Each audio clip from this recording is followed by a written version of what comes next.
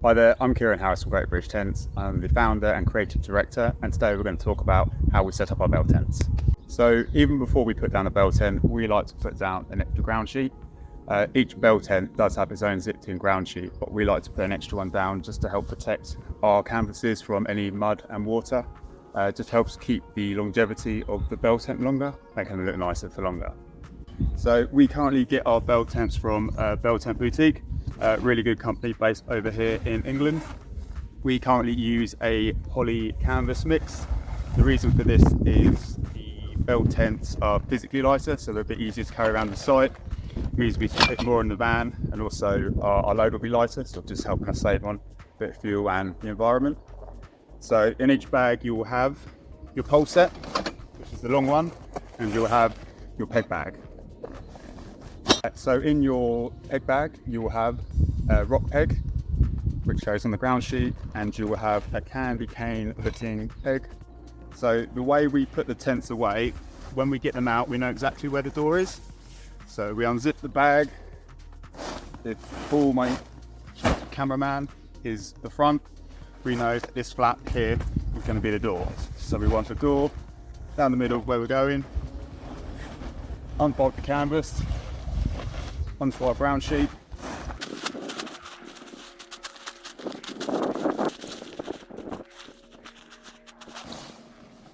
So as mentioned, store is here. So we're going to get the canvas nice and tight, nice and flat. Just go around, get the guy ropes out, get it nice and flat, ready to peg. Okay, so now that we have laid out the canvas, we've got the guy ropes all out, what we want to do next is make sure that the door, the horizontal, the vertical, is closed.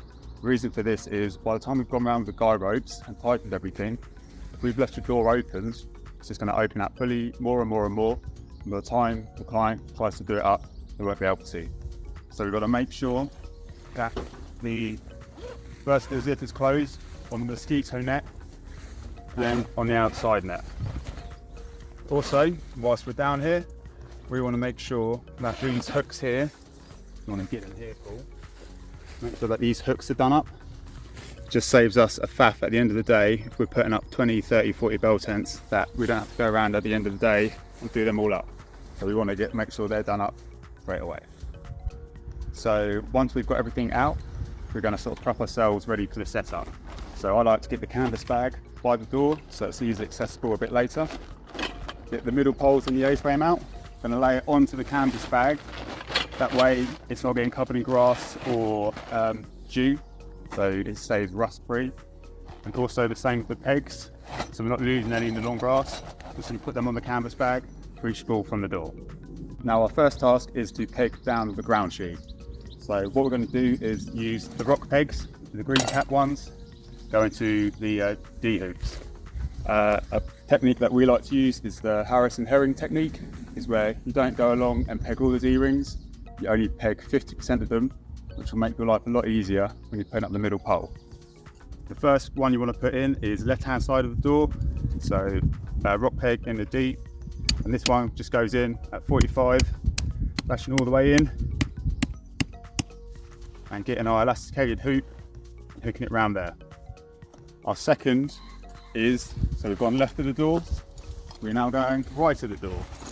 And this is when we want to start creating some tension in the tent.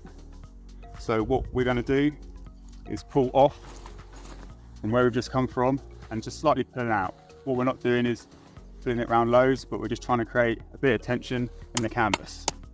So again, rock peg, D hoop, and then putting the elastic bit over the rock peg. The sequence of events now is, so we've done the door, gone left and right of the door. We are now going to go this one behind the window. So again, as I'm pegging it out, nice and tight from the one that I've just done, and just put it towards me just to try and take out any creases. Peg wants to be going 45 degrees into the ground. That's okay, so when it's windy, it's got something to pull against. If it's upright, it's got not as far to go before it comes out of the ground. So we've gone door, behind the window, Exactly the same, pulling round, tucking the ground sheet as we go. 45. Elastic loop around the peg. So we've gone door, behind the window, behind the window. We're now going to go back to the front, work our way around this way. So our door is already pegged. We've gone behind the window. Again, trying to just create some tension in the tent. 45 degrees, little loop. Behind the window, we're missing one.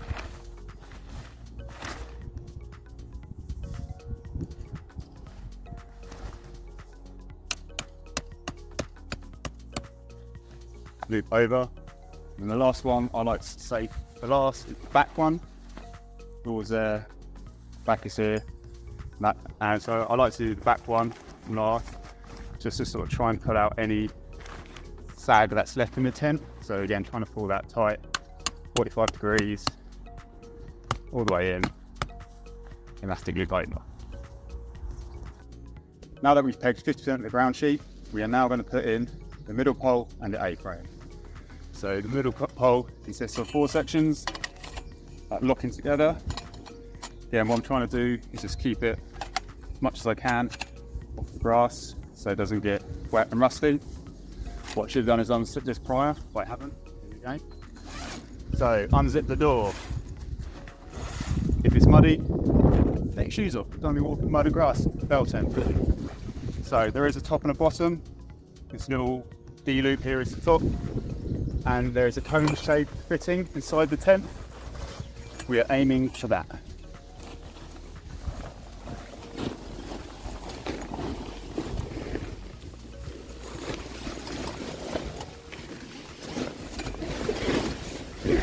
So there should be a little bit of resistance as you go up. And then the great thing with the bell tent boutiques is they've got a reinforced pad where that needs to sit. We're now going to put the door using the A-frame. What we don't want to do is set up the A-frame fully outside, so you won't get it in the door. But what we can do is set 90% of it up. Until setting it all up. So all we want to do is just break it at the lip here, so it folds down. What these tents do have is a rubbery cap, or called a rain cap, which helps keep the rain out. So that comes off, walk it into the door, stick the nipple through the hole first, put the rain cap on straight away, otherwise they get lost. And inside the bell tent, there are a couple of little pouches that the feet need to sit in. Again, it should be under a little bit of tension. So what I like to do, get my foot in the corner, just step it in there. The door itself won't stay upright, it's freestanding. So all we want to do, especially for Swindies, is just either tack this back or peg it down straight away. But what I like to do is just kind of get it so that it is going to stay upright whilst I peg out the rest of the tent. So, like I said earlier, so before we start pegging out the ground sheets, make sure we keep this closed. So, and all we're going to do now is go around and finish off pegging the ground sheet.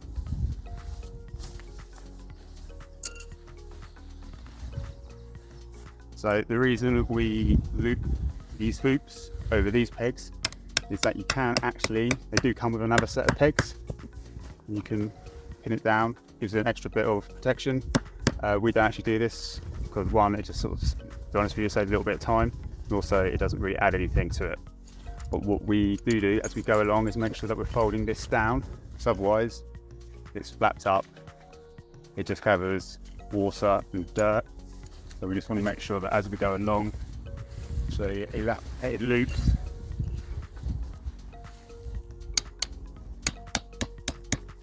Are folded down.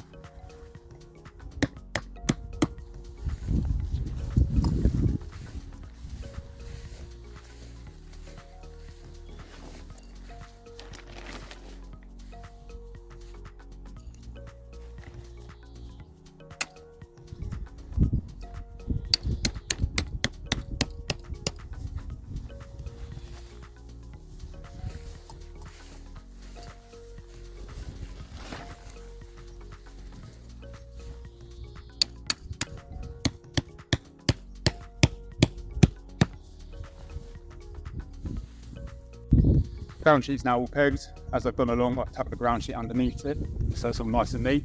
So now we're going to start tensioning out with the guy ropes. So we are going to start with the door.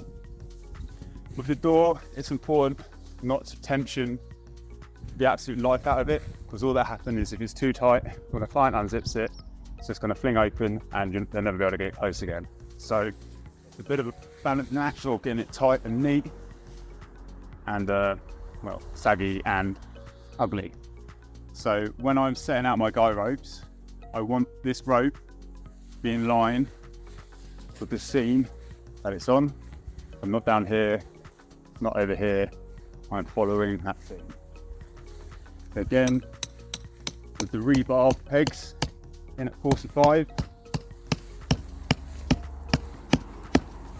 When hitting in your peg, it wants to be deep enough so the hip of it is going into the ground. That way it won't spin, but we want to have enough out so we can actually get a claw hammer and have a peg in to pull it out when we take it down. But it's got to be in deep enough so it's not a trip hazard, and also so it doesn't spin. I've gone left of the door, my second guy rope right of the door. Back of the same process. What I like to do, get the guy rope in the hip of it, 45, pulling with the seam, not pulling the absolute life out of it. Pull it too hard, you see it creates that ugly seam across the door. That'll make it problematic and get it open. So 45, whack it in. So what I mean by about hitting it all the way in is actually, if I've left it like that, it's windy, it can turn, it can eventually make its way out on a windy day. So make sure that the ribbed peg is going, that bit is going into the ground. So gone left of the door, gone right of the door. What I'm going to do now, work my way one off the back. Then this is where we want to start creating tensions in the tent. The reason we want tension, it looks neat, it's nice and tidy, nice and crisp, but also the flappier it is, the more likely the wind's going to catch it, make it all loose, start undoing zips, eventually blow away. So the tighter it is, the better. What we try and do,